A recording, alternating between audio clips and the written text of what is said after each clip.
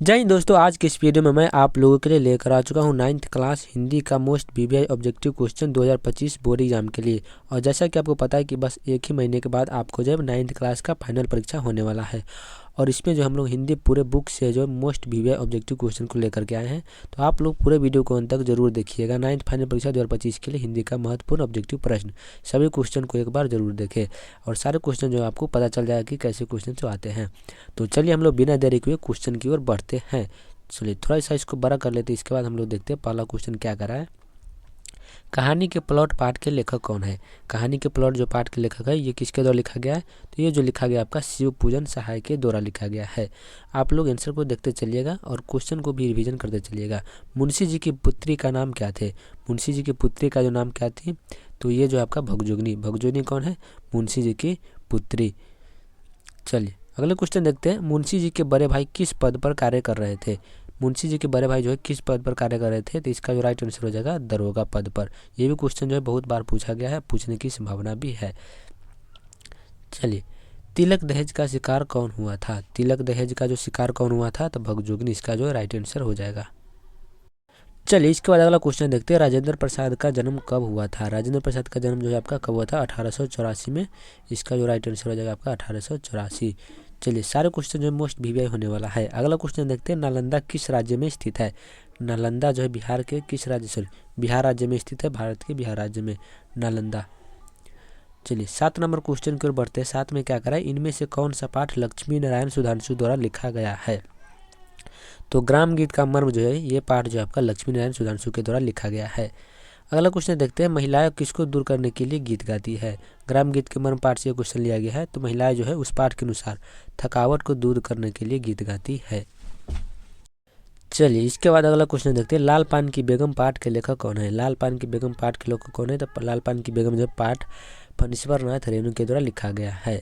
चलिए 10 number question देखते हैं। लाल पान की बेगम पाठ के मुख्य पात्र कौन है? लाल पान की बेगम मुख्य पात्र जो इस पाठ का बिरजू की माँ जो हो जाएगा 10 का ऑप्शन नंबर, सॉरी ऑप्शन नहीं डायरेक्ट आंसर लिखा गया है। चलिए भारतीय फिल्म का जनक किसे माना जाता है? भारतीय फिल्म का जनक जो है दादा साहेब फाल्के को माना जाता है। ये भी क्वेश्चन जो मोस्ट वीवीआई होने वाला है। अगला क्वेश्चन देखते हैं। किशोर साहू की पहली फिल्म कौन थी? किशोर साहू की जो फर्स्ट फिल्म थी, पहली फिल्म बहुरानी है। अगला क्वेश्चन देखते हैं। अष्टावक्र के पिता कब चल बसे थे? अष्टावक्र पाठ जो है उस पाठ में अष्टावक्र के पिता कब चल बसे थे? तो 30 वर्ष पहले जो अष्टावक्र पिता इस दुनिया से चल बसे थे। अष्टावक्र क्या बेचता था? तो अष्टावक्र जो है आपको चाट बेचता था। इसका आंसर जो हो जाएगा चाट। चलिए इसके बाद देखते हैं 15 नंबर क्वेश्चन क्या करें। साधारण आदमी से बोलने में 3 गुना समय कौन लेता था? साधारण आदमी से बोलने में 3 गुना ज़्यादा समय लेता था अष्टावक्र, जो इसका राइट आंसर हो जाएगा। टॉल्स्टॉय के पुस्तकालय में कितने किताब थे? टॉल्स्टॉय के पुस्तकालय में पुस्तकों की संख्या जो थी वो थी आपका 23,000। रोमारेला का घर कहाँ है? रोमारेला का घर कहाँ हो जाएगा आपका? फ्रांस में हो जाएगा रोमारेला का घर। और ये सारे क्वेश्चन जो गद्य खंड का होने वाला है। पधारे महारे देश के लेखक कौन है? पधारे महारे देश का लेखक जो है आपका अनुपम मिश्र हो जाएगा। चलिए 18 का अनुपम मिश्र सही हो जाएगा। थार को और किस नाम से जाना जाता है? थार को और किस नाम से जानते हैं? थार को हम लोग और नाम से जानते हैं, मरुस्थल के नाम से। चलिए अगला क्वेश्चन की ओर देखते हैं। पधारे महारे देश कहाँ से लिया गया है? पधारे महारे देश जो आपका राजस्थान की रजत बूंदे से लिया गया है। 20 का जो आंसर हो जाएगा राजस्थान की रजत बूंदे। सूखी नदी के पुल पाठ के लेखक कौन है? तो रामधारी सिंह दिनकर जो है इसका राइट आंसर होगा। लीलावती के आगमनी के लिए कौन से स्टेशन गए थे? तो लीलावती को जो बुलाने के लिए स्टेशन गया था भैया और भतीजा। चलिए 23 नंबर क्वेश्चन की ओर बढ़ते हैं। 23 में क्या करा है? कन्यादान करते समय लीलावती के बाबूजी ने बेटी के दान में क्या दिया था? यानी कन्यादान के समय लीलावती को जो उसके पिता ने क्या दिए थे? 5 एकड़ जमीन दिए थे।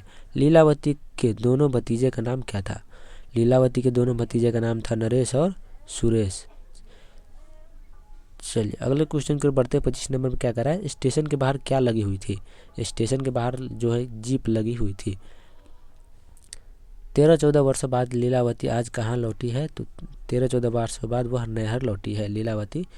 सूखी नदी के पुल पाठ के से ये क्वेश्चन लिया गया है। लीलावती की सहेलिया माई के लिए बम्बई से क्या लाई थी? लीलावती जो अपने सहेलिया माई के लिए बम्बई से लाई थी 2 साड़ियाँ। चलिए सूखी नदी का पुल कहानी की नायिका कौन है? कहानी का जो नायिका है आपका लीलावती हो जाएगा इसका आंसर। चलिए 28 नंबर क्वेश्चन देखते हैं। चलिए 28 नंबर हो गया। 29 नंबर, भारतीय रेल हमें किसके दर्शन को समझाती है? भारतीय रेल हमें किसके दर्शन कराती है? तो भारतीय रेल जो हमें मृत्यु का दर्शन कराती है इस पाठ के अनुसार।